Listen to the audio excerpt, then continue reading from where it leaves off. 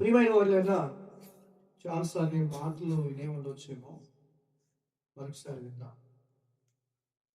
కీర్తనాకారుడు చక్కని మాటలు రాస్తున్నాడు. ఈ ప్రారంభ వచనాల్లో మనం చూస్తే పరిశుద్ధ గ్రంథంలో యెహోవా దయాళుడు, ఆయనకు కృతజ్ఞతాస్తుతులు చెల్లించుడి, ఆయన కృప నిత్యముండును అంటూ యెహోవా విమోచించిన వారు ఆ మాట పలుకుదురుగాక. ఈ రోజుల చేతుల నుండి ఆయన విమోచించిన వారిను తూర్పు నుండి, పడమటి నుండి, ఉత్తరం నుండి, దక్షిణం నుండి, నానా దేశం నుండి ఆయన పోగు చేసిన వారిను ఆ మాట పలుకుదురుగాక అంటూ, లేదా ఈ కంటిన్యూషన్ లో మనము 6, 7 వచనాలు చదువుతూ వచ్చాం. వారు కష్టకాలమందు యెహోవాకు మొరపెట్టిరి, ఆయన వారి ఆపదలలో నుండి వారిని విడిపించెను. రెండవది, వారికి నివాసపురము చేరునట్లు చక్కని త్రోవను ఆయన వారిని నడిపించెను. చాలు. ఈ మధ్యాహ్న కాలంలో లేదా ఒకటి, లేదా దేవుడు విడిపించాడు. రెండవది, దేవుడు వారిని నడిపించాడు. ఎవరు వారు అని మనం ఆలోచిస్తే ఇశ్రాయేలీయులు. దేవుని స్తోత్రం చెప్తాం. ఎవరు వారు? ఇశ్రాయేలీయులు. ఇశ్రాయేలీయుల గురించి లేదా ఇక్కడ కీర్తనాకారుడు అంటున్నాడు.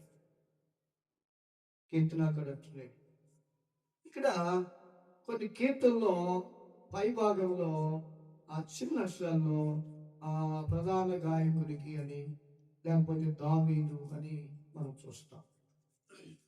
అది ఈ కీర్తనలో మనకు ఆ మాట కనబడదు. ఏదేమైనా లేదా ఎక్కువ కీర్తనలు భక్తుడు దావీదు రాశాడు. ఆ తర్వాత ఆసాఫ్ రాశాడు, మోషే రాశాడు, సొలొమోను రాశాడు, యజ్రాయిని యాద్దాన్ రాశాడు, హేమాన్ రాశాడు. లేదా మీరు కొందరు భక్తులు రాసినట్లుగా దేవుని వాక్యం మనము చూస్తాం. లేదా ఎక్కువ కీర్తనలు, సుమారు 73 కీర్తనలు పైగా దావీదు రాస్తూ వచ్చాడు. దేవునికి స్తోత్రం. ఈ పంచమ స్కంధములో లేదా ఈ కీర్తనాకారు చెప్తా ఉన్నాడు. ఏమంటున్నాడంటే వారు కష్టకాలమందు యెహోవాకు మొరపెట్టిరి, ఆయన వారి ఆపదలలో నుండి వారిని విడిపించెను. గమనించాలి. మనము చూస్తే పరిశుద్ధ గ్రంథంలో 13వ వచనం కూడా కష్టకాలమందు వారు యెహోవాకు మొరపెట్టిరి, ఆయన వారి ఆపదలలో నుండి వారిని విడిపించెను.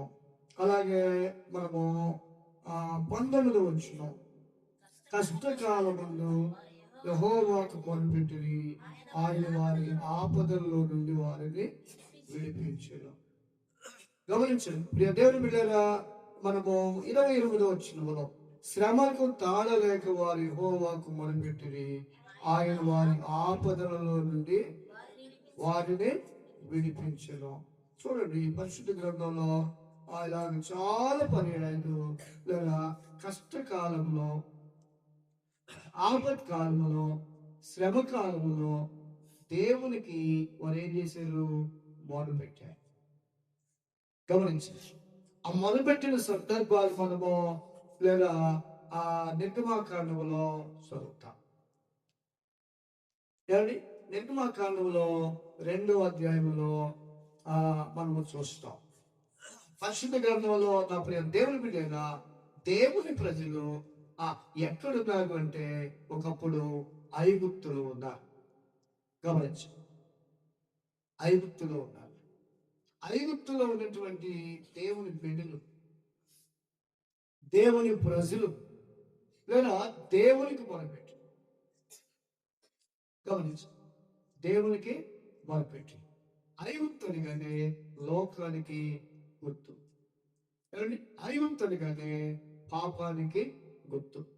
పరిశుద్ధ గ్రంథంలో ఐగుప్తు అనేది మనము 105వ కీర్తనలో చదివితే అక్కడ హాము దేశము అని చూద్దాం. గమనించాలి. ఏ దేశం అంటే హాము దేశం. హాము ఎవరి కుమారుడు? నోవహు కుమారుడు. గమనించండి. షేము, హాము, యాపెతు. గమనించండి. హాము అంటే కదా నలుపు అనేటటువంటి అర్థాన్ని ఇస్తూ ఉంది. గమనించండి కదా. ఏమండి? హాము దేశం. ఆ దేశంలో ఉన్నటువంటి ప్రజలు ఎవరంటే ఇశ్రాయేలీయులు, దేవుని ప్రజలు. దేవుడు మోషేతో అంటాడు, లేదా ఇశ్రాయేలు కుమారుడు అంటే ఆ ప్రజల పేరు దేవునికి మొరపెట్టారు. ఏనికి తాలేక? శ్రమకు తాళలేక, లేదా అలాగే కష్టకాలములో ఎంత భయంకరంగా దేవుని ప్రజలను ఐగుప్తులు హింసిస్తూ వచ్చారు. ఆ ప్రజలు భయంకరమైనటువంటి హింసలో ఉన్నారు, బాధల్లో ఉన్నారు, కష్టాల్లో ఉన్నారు, శ్రమల్లో ఉన్నారు. ఆ శ్రమల్లో ఉన్నటువంటి వారి మీద విడిపించేటటువంటి వారు ఎవరు? అక్కడ కనబడ్డే మరి ఎవరున్నారంటే దేవుడు ఉన్నారు. గమనించు. అంటే ఈ లోకముల పేరు దేవుడు తప్ప వారికి విడుదల కలిగి చేసేవారు ఎవరు కనపడుతున్నారు. అందుకే వారు దేవునికి మొరపెడతావచ్చు, దేవునికి మొరపెడతావచ్చు. ఈనాడు ప్రియ దేవుని బిడ్డగా నిన్ను నన్ను మనలో కూడా ప్రియ విడిపించేటటువంటి నాదుడు ఎవరైనా ఉన్నారంటే ఆయనే ప్రభువైన యేసు. దేవునికి స్తోత్రం. ఈ లోకములో ఆయన నిన్ను నన్ను మనందరూ కూడా విడిపించడానికి వచ్చినటువంటి గొప్ప మహనీయుడు ఎవరంటే నా యేసు ఒక్కడే. గమనించు. ఆయన విడిపించేటటువంటి దేవుడు, విడిపించేటటువంటి దేవుడు. పరిశుద్ధ గ్రంథంలో దేవుని లేదా ఈ 107వ కీర్తనలో ఆయన వారిని విడిపించాడని, ఎక్కడి నుండి? ఆపదల నుండి వారిని విడిపించాడని, అలాగే వారి నివాసపరము చేసినట్లు చక్కని త్రోవను ఆయన వారిని నడిపించాడు. ఎందుకంటే దేవుడికి మోషేతో చెప్పే 3వ అధ్యాయం సమాధానంలో దేవుడు మాట్లాడుతూ మోషేతో, నేను వారిని విడిపించడానికి, అలాగే పాలు తేనెలు ప్రవహించు దేశానికి నడిపించడానికి నేను దిగి వచ్చాను. దేవుడికి స్తోత్రం. గమనించాలి. నేను వారిని ఐగుప్తు దేశంలో నడిపించడానికి, అలాగే పాలు తేనెలు ప్రవహించు దేశంలోనికి నడిపించడానికి నేనేమైనాను దిగి వచ్చి. దేవునికి స్తోత్రం. గమనించుతారా? ఈ లోకంలో నా ప్రియమైన వాళ్ళగా మనల్ని విడిపించేటటువంటి నాదుడు, మనం నడిపించేటటువంటి నాయకుడు యేసయ్య ఒక్కడే. గమనించి అందుకే పరిశుద్ధ గ్రంథంలో లేదా ఏమండి, వారి కష్టకాలం నుండి యెహోవాకు మొరపెట్టిరి. గమనించి ఈ సంగతి లేదా పరిశుద్ధ గ్రంథంలో ఐగుప్తులో బయటకు వచ్చిన తర్వాత, అరణ్య మార్గంలో వచ్చిన తర్వాత వారిని గురించి మాట్లాడుతున్నాడు. ఏమని? 4 వచ్చి, వారు అరణ్య మందలి ఎడారి త్రోవను తిరుగులాడుచుంది, నివాసపురములు ఏది వారికి దొరకకపోయినో, ఆకలి దప్పుల చేత వారికి ప్రాణము వారిలో సమస్థితిలో వారి కష్టకాలం యెహోవాకు మొరపెట్టింది. ఆయన వారి ఆపదల నుండి వారిని విడిపించారు. నిజమే. ఈనాడు ప్రియమైన దేవుని బిడ్డలారా, కష్టకాలంలో ఆపత్కాలంలో విడిపించేటటువంటి దేవుడు అనుకున్నాడు. ఎందుకంటే దేవుడి కదా 50వ కీర్తనలో ఒక చక్కని మాట చెప్పారు. చూస్తారు. వచ్చిన ఉదాహరణగా 50వ కీర్తన 50వ కీర్తనలో ఒక చక్కని మాట మీకు జ్ఞాపకం చేస్తారు. 15వ వచనం చూస్తారా? నాన్న 50వ కీర్తన 15. ఆపత్కాలమున నీవు నన్ను గూర్చి మొదలుపెట్టుము, నేను నిన్ను విడిపించను, నీవు నాకు మహిమపరచను. దేవునికి స్తోత్రం. ఆపత్కాలమున నీవు నన్ను గూర్చి ఏం చేయమన్నాడు దేవుడు? మొదలుపెట్టు, నేను నిన్ను ఏం చేస్తాను? విడిపిస్తా.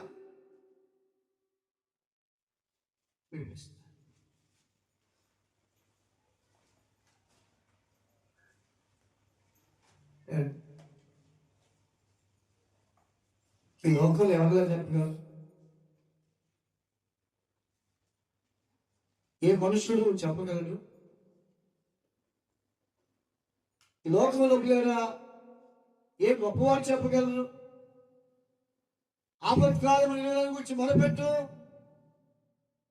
నేను నిన్ను విడిపిస్తానని లేదా ఎవరు కూడా చెప్పలేదు. ఎందుకంటే నా దేవుడితో, ఎందుకంటే ఆయన విడిపించేటటువంటి ఎలాంటి పరిస్థితులు వచ్చినప్పుడు లేదా ఆయన విడిపించగలిగిన సమర్థుడు, విడుదల చేయగలిగిన దేవుడైనా. బైబిల్ గ్రంథంలో నేను 81వ కీర్తనలో మాట్లాడతాను. 81వ కీర్తన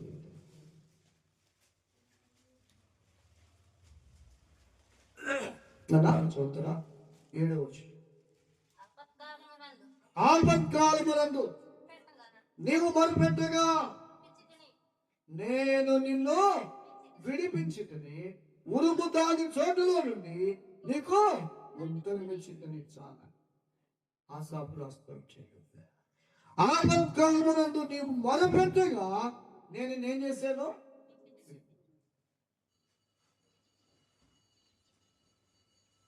ఏ ఒక్కరికి లోకంలో నా దేవుడు తప్ప విడిపించేవారు లేరండి. కష్టాల్లో, బాధల్లో, శ్రమల్లో, ఎవరి ఇబ్బందుల్లో, ఇరుకుల్లో లోకంలో లేదా ఎవ్వరు కూడా మనం విడిపించలేదు. కానీ మనం విడిపించినటువంటి దేవుడు ఏమండి, మనం విమోచించినటువంటి దేవుడు ఆయన ఒక్కడే. దేవుడికి స్తోత్రం చెప్తాం.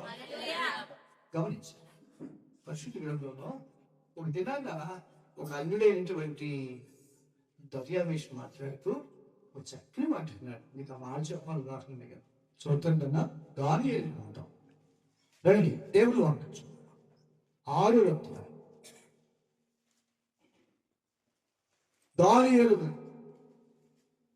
6వ అధ్యాయంలో మీకు చెప్పాలన్నమాట. చక్కని మాట చూడగా నా 26, 27 వచ్చిన నా సముఖమున చదవండి, నా రాజ్యములోని సకల ప్రభుత్వములందు నివాసం దానియేలు యొక్క దేవునికి భయపడుచు ఆయన సముఖంలోనే వణుకుచుండవలెను. ఆయనే జీవగల దేవుడు, ఆయనే యుగములుండేవాడు, ఆయన రాజ్యము నాశనము కానేరదు, ఆయన ఆధిపత్యము తొలమందును, ఆయన విడిపించేవాడును రక్షించేవాడునండి.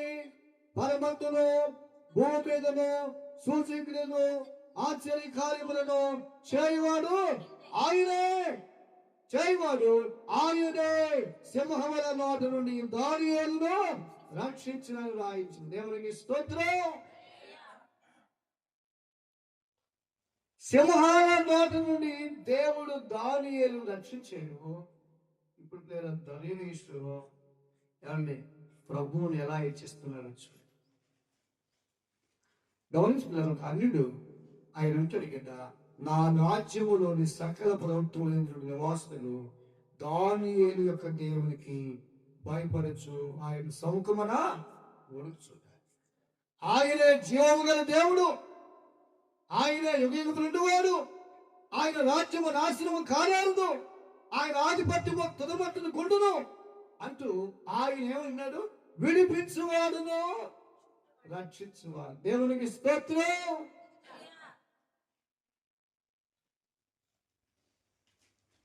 రాజుగారికి అర్థమైంది మన దేవుడు ఏమై ఉన్నవాడు. కొందరికి ఎంతకాలం దేవుని అనుకుంటున్నా, కొందరు ఎంతకాలంగా విశ్వాసం చెప్పుకున్నా కొందరికి దేవుడు అర్థం కావట్లా. కొందరికి ప్రభు అర్థం కావట్లా. ఆయన ఏమైనా దేవుడు అని చెప్తున్నాడంటే ఆయన విడిపించేవాడు. ఎందుకంటే సింహాల నోట నుండి దానియేలును దేవుడు ఏం చేశాడంట? రక్షించాడు. దేవునికి స్తోత్రం. గమనించండి, ఎక్కడుందంట దేవుడు రక్షించింది? సింహాల నోట నుండి. గమనించండి. అందుకే దయచేసి బాగుంది నిందల బాధై నిత్య నిబంధన నీతో చేసిన దానియేలు సింహాల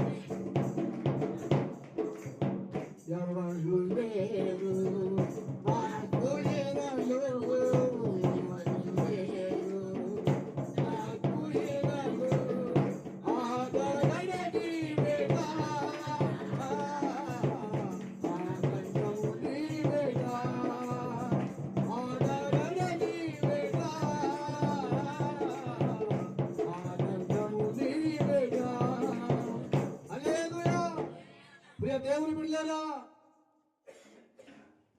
దేవుని వాక్యం మనం గమనిస్తే పరిశుద్ధ గ్రంథములో ఆయన విడిపించే దేవుడు.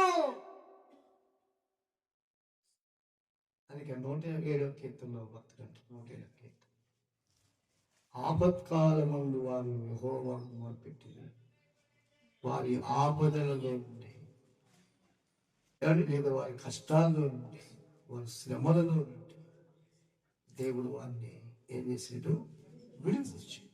ఎందుకంటే పిల్లల నేను వారిని విడిపించటానికి వచ్చాను. గమనించు ఏమండి, దేవుడు అంటున్నాడు నేను వారిని విడిపించడానికి వచ్చాను. మోషేతో చెప్తాను నిజమే.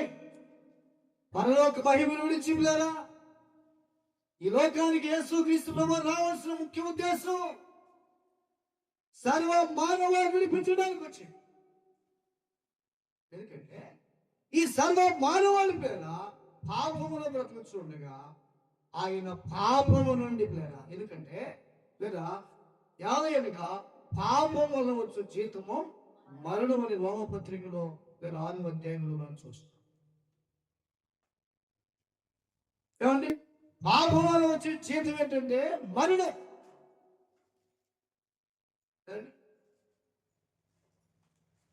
ఈ పాపం ఎలా వస్తుందంట? యాకోబు చదువుతున్న 1:15 వచ్చిన దురాశ గర్భము ధరించి పాపమును కనగా పాపము పరిపక్వమై మరణమును.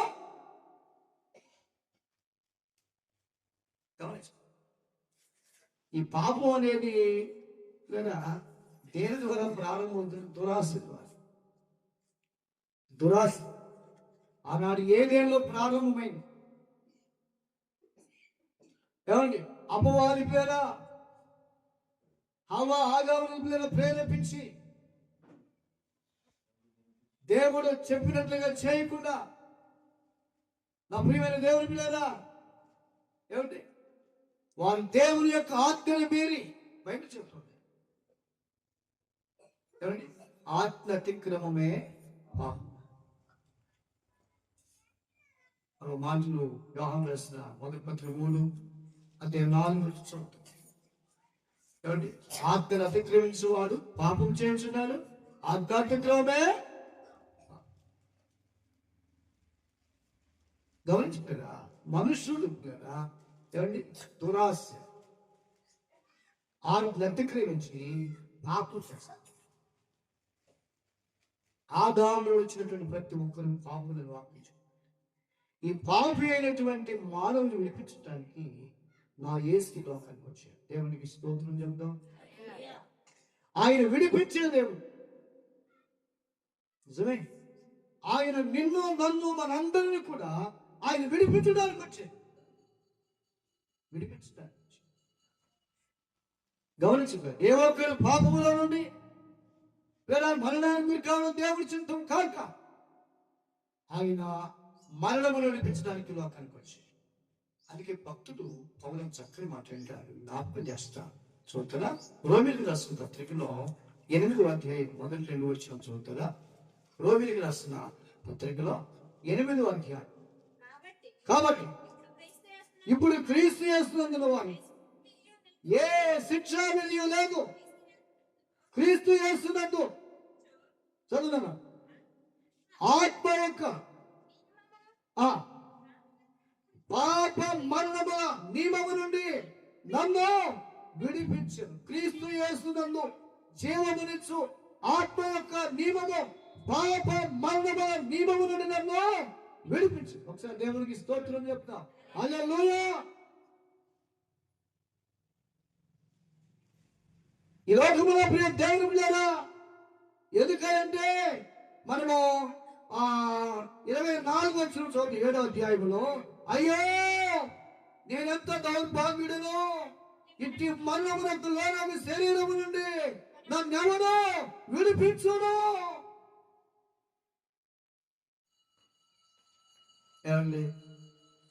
ఈనాడు ఇలా పంచాంగం పడేవో కనపడుతున్నా అంటున్నాడు భక్తుడు. అయ్యో నేనెంత దౌర్భాగ్యుడను, ఇంటి మరణమునకు లోనగు శరీరము నుండి నన్ను ఎవడు విడిపించును.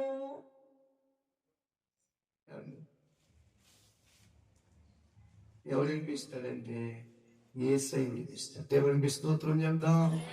అందుకే అంటున్నాడు లేదా 24 వచ్చిన మాట్లాడుతూ 8వ అధ్యాయం 1వ వచనంలో 2వ వచనం మాట్లాడుతుంటాడు. కాబట్టి ఇప్పుడు క్రీస్తు యేసునందు ఉన్నవారికి ఏ శిక్షా విధి లేదు.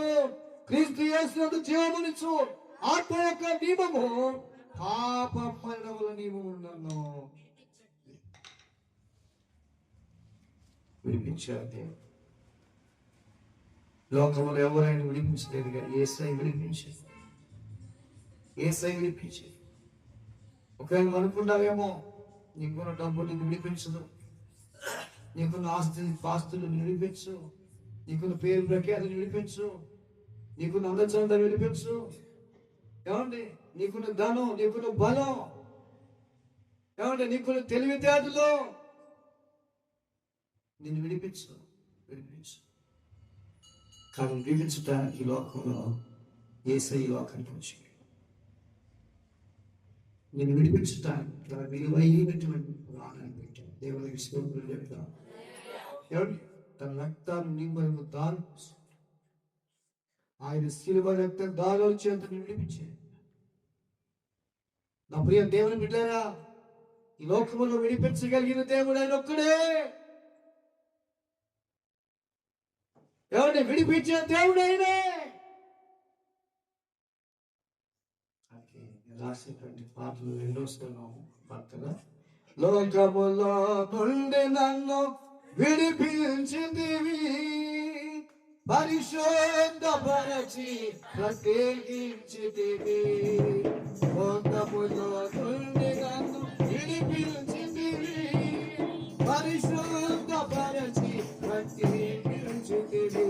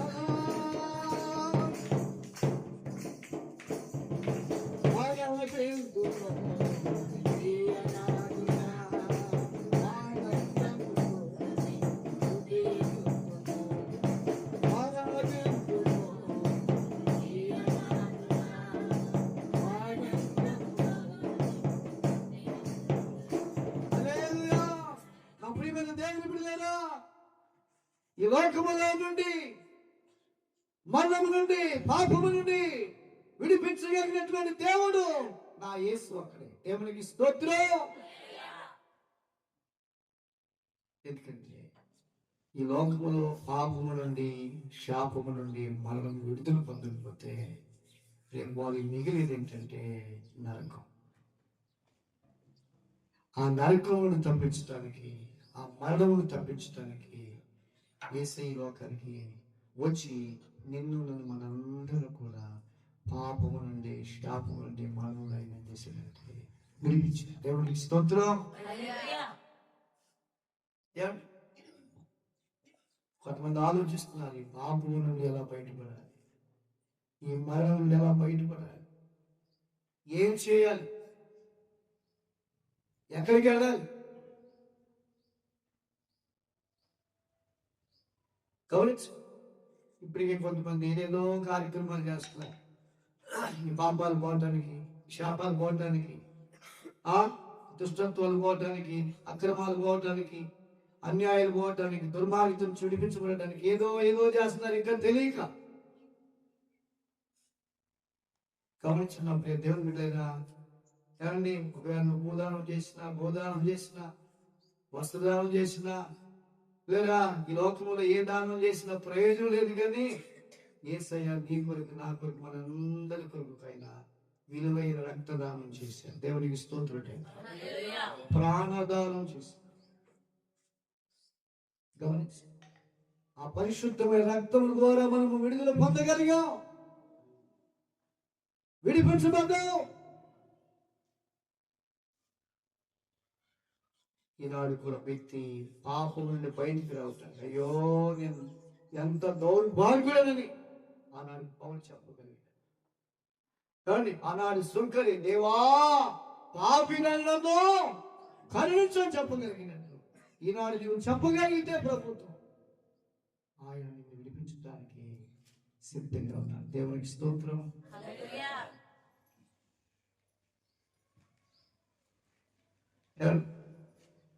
నువ్వు చెప్పగలిగితే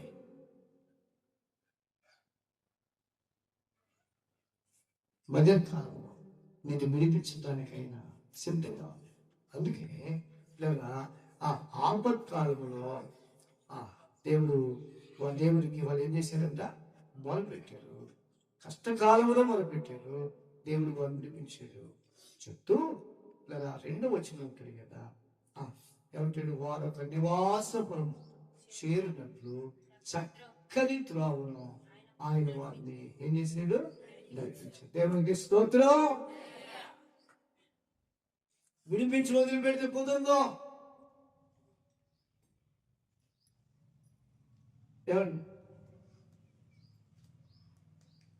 విడిపించి వదిలితే కుదరదు. ఆయన ఏమైన దేవుడు అంటే నడిపించే దేవుడు. దేవునికి స్తోత్రం. ఏమండి, వారొక చక్కని పురము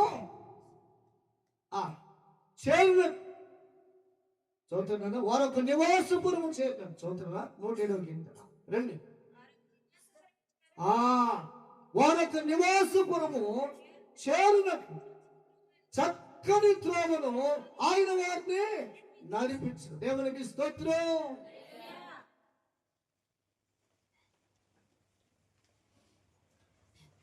గమనించు, ఈ లోకములో నడిపించేది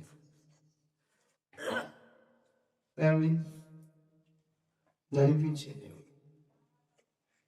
కానీ వారి నివాసపురము చేరినట్లు. ఏంటా నివాసపురము? పాలు తేనెలు ప్రవహించు దేవునికి స్తోత్రం. అదే కనాను దేశం. దేవునికి స్తోత్రం.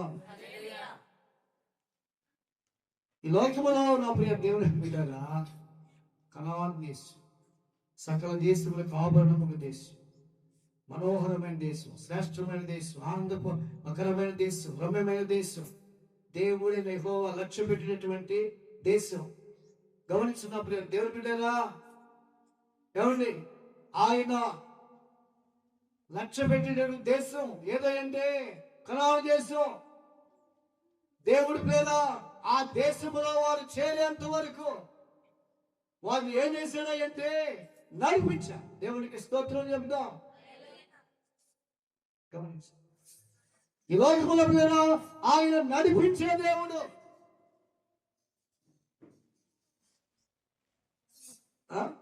నేను వినిపించాగా నువ్వు నడిపించాలా? అర్థమైందా? ఏమండి, నేను వినిపించేగాను బాబు, నువ్వు నడిపించాలేదు. కానీ నేను వినిపించడానికి వచ్చాను, అలాగే నడిపించడానికి దిగొచ్చాను. దేవునికి స్తోత్రం చెప్దాం. మా ప్రియమైన దేవుని పిల్లలారా, ఈ లోకములో ఆయన నడిపించే దేవుడు. గమనించి నడిపించినటువంటి దేవుడు. ఎందుకంటే ఆయన నడిపించకపోతే మనం ఎక్కడ పడ్డాక పడిపోతాం. ఆయనే మనం నడిపించాలి. అర్థమైందా? పరిశుద్ధ గ్రంథంలో మీకు మాటలు చెప్పాలి. చూస్తాం కదా, వాక్య భాగాన్ని మనం చూస్తే యెషయా గ్రంథంలో 48వ అధ్యాయం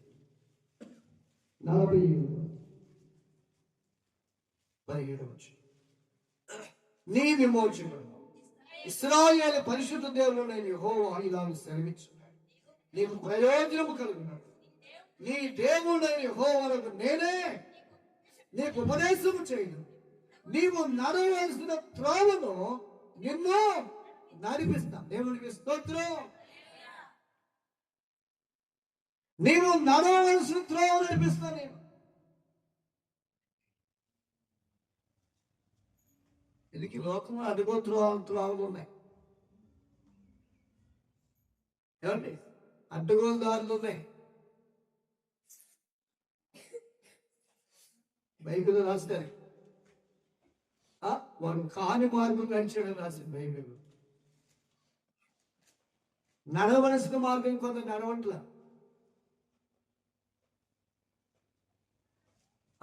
ఎవరికి ఇష్టం వచ్చినట్టుగా వారు నడుస్తా ఉన్నారు. అందుకంటాడు, నీవు నడవలసిన త్రోవను నిన్నేం చేస్తాను? నడిపిస్తా.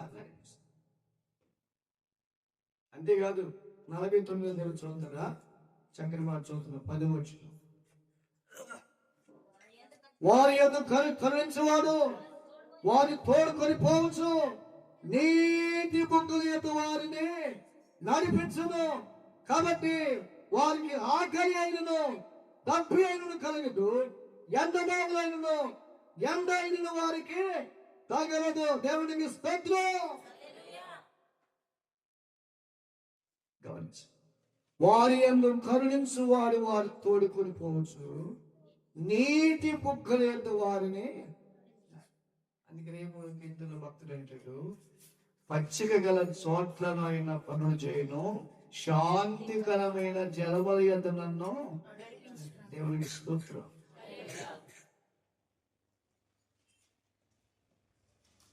తీసుకెళ్ళి నీళ్ళని కాదు తీసిపోయాలి. ఏమవుతుంది బస్?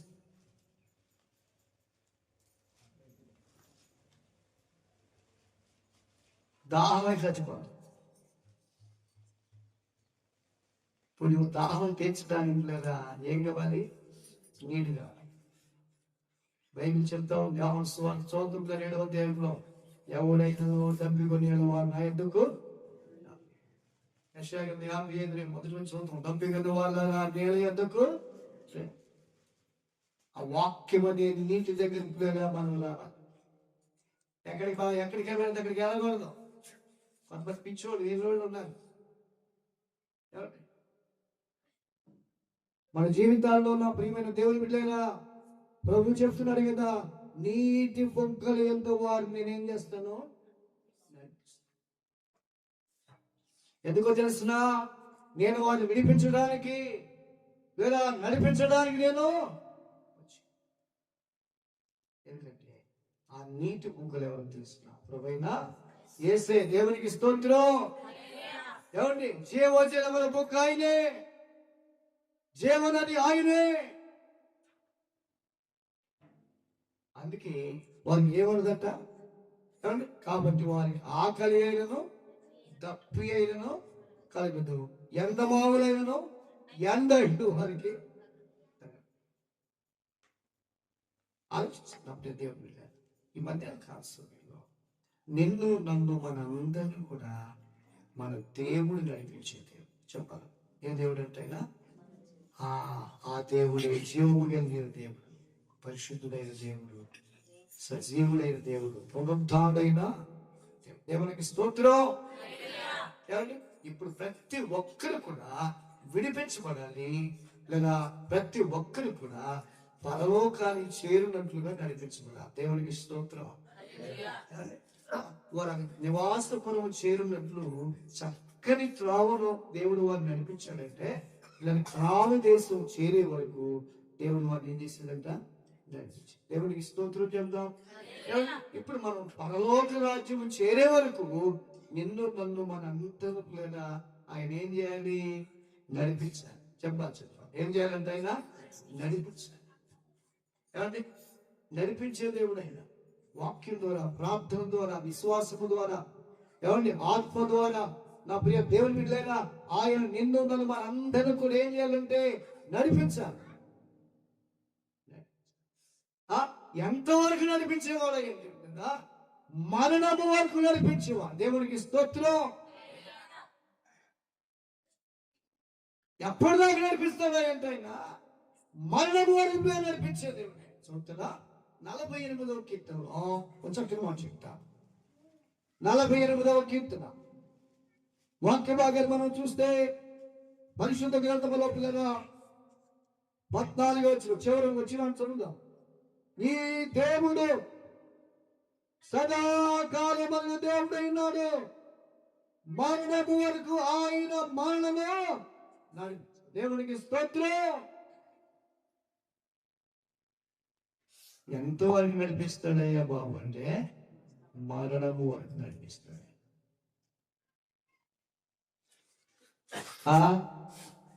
ఈ లోకంలో ఎవరు నడిపిస్తారా అని ఆలోచించాల్సిన పని లేదు.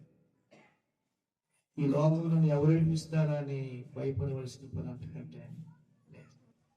మాకు ఒక ఆయన ఉన్నారు, ఆయనే నీ కొరకు నా కొరకు విలువైన ప్రాణం పెట్టి మనందరం కూడా నీతి మంత్రులుగా చేయడానికి తిరిగి లేచినటువంటి గొప్ప మహనీయుడు ఆయన నదులైన పునరుద్ధారైన యేసు. దేవునికి స్తోత్రం.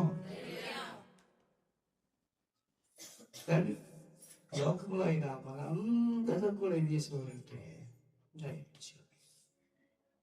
అందుకే ఒక ఆయన వాడుతున్నాడు, నడిపిస్తాడు నా దేవుడు శ్రమలోనైనా నన్ను విడువడు, నడిపిస్తాడు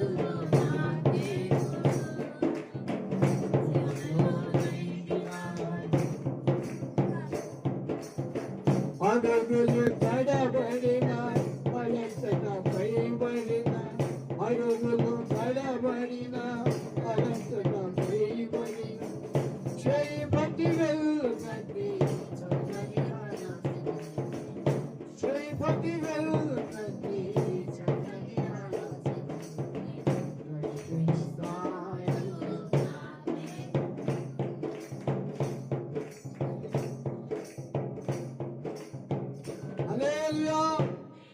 ప్రియమైన దేవుని బిడ్డలారా, ఈ లోకములో విడిపించే దేవుడైనా, ఈ లోకములో నిన్ను మనందరినీ కూడా నడిపించే దేవుడు. అందుకే 107వ కీర్తనలో 6-7 వచనాల్లో అంటుంది, ఆపత్కాలమున వారు యెహోవాకు మొరపెట్టిరి, ఆయన వారిని ఏం చేశారు, ఆపదలు లేదా కష్టకాలంలో దేవుడు మొదలుపెట్టారు. వారి ఆపదల్లో దేవుడు వారిని చేసాడు, విడిపించాడు. చదువుతాను. వారి యొక్క నివాసపురము చేరినట్లు చక్కని త్రోవలో ఆయన వారిని ఏం చేసాడు. మీకు ఆ 30 వచ్చిన కూడా చదువుతారా? అదే కీర్తన 107వ కీర్తన 30 వచ్చిన కూడా చదువుతారా? అవి నిమ్మలమైనవని సంతోషించి వారు కోరిన రేవునకు ఆయన వారిని నడిపించు. దేవునికి స్తోత్రం. వాడు కోరిన రేవునకు మీద దేవుడు వాడిని ఏం చేశాడంట? ఈ లోకంలో ఏమండి ఆయన తప్ప మనల్ని విడిపించేవారు, మనల్ని నడిపించేవారు మనకి ఎవ్వరు. కొన్నిసార్లు నీకెందుకు నేనున్నానంటారు కానీ అన్నవాళ్ళే వెనకెళ్ళి గమనించారు. మనకు అభివృద్ధించిన వారే, మనకు ధైర్యం చెప్పిన వారే లేదా ఎంతో ప్రయత్నం చేశాడు కానీ నా వల్ల కాలేదంట, నేను విడిపించలేకపోయానంట. ఏమండి నా ప్రియ దేవుని బిడ్డలేరా, ఈ లోకంలో విడిపించే దేవుడు మన దేవుడు. ఏమండి అందుకే ఆ భక్తులు ఏర్పడిచాడు, నా విమోచకుడు సజీవుడు. ఏమండి విమోచకుడన్నా విడిపించేవాడన్నా ఒకటి. గమనించబడ్డా విడిపించే దేవుడు. రెండవది మన దేవుడు ఎవరంట? నడిపించేటటువంటి అర్థం కదా, నడిపించుచున్నాడు నజరేయుడు చక్కలు పాటు.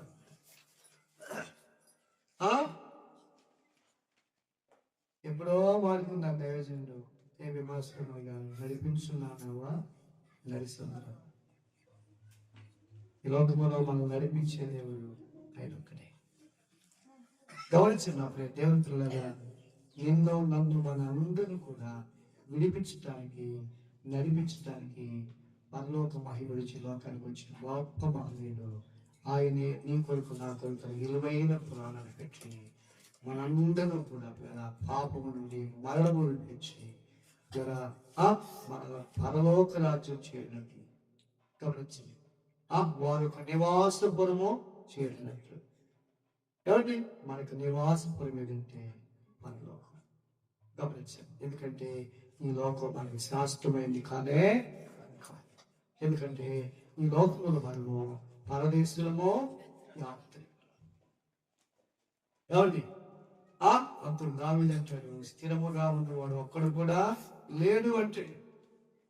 ఏమండి మనకు పరలోకం, దేవునికి స్తోత్రం. అందుకే ఆనందం వాడుకున్నారుగా, పరలోకమేనా అందాపురం శరణాలనే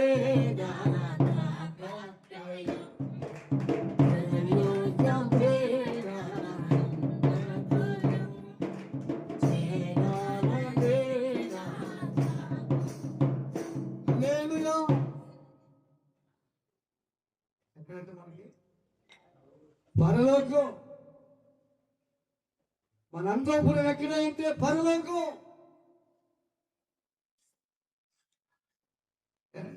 ఆ పరలోక రాజ్యానికి చేరినట్లుగా నిన్ను నన్ను మనందరినీ నడిపించేవాడు.